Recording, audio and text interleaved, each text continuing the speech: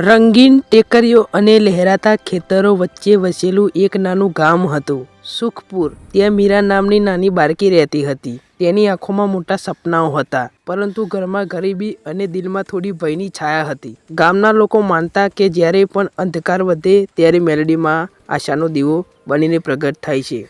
એક સૂકી રાતે જ્યારે આકાશમાં તારાઓ પણ ઝાંખા લાગતા હતા, મીરા પોતાની માતા સાથે મંદિર ગઈ. દીવાનો પ્રકાશ થરથરી રહ્યો હતો.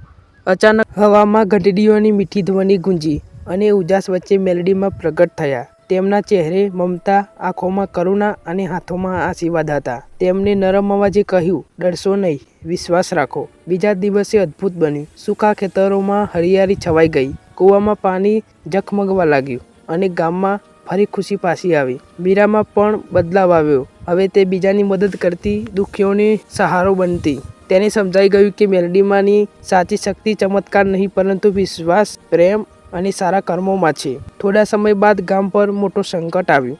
તેજ પવન અને અંધારી આંધીથી લોકો ગભરાઈ ગયા.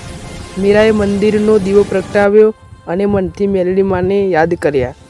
થોડી ક્ષણોમાં આંધી શાંત થઈ ગઈ અને આકાશ ફરી સ્વચ્છ બન્યું. ગામ બચી ગયું. આજે પણ સુખપુરમાં જ્યારે કોઈ મુશ્કેલી આવે છે, લોકો શ્રદ્ધાથી કહે છે, મેલડીમાં આપણા સાથે છે.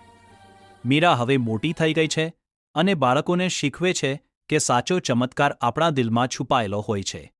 મેલડીમાંની કૃપાથી દુઃખમાંથી સુખનો માર્ગ હંમેશા ખુલ્લો રહે છે. હેસ.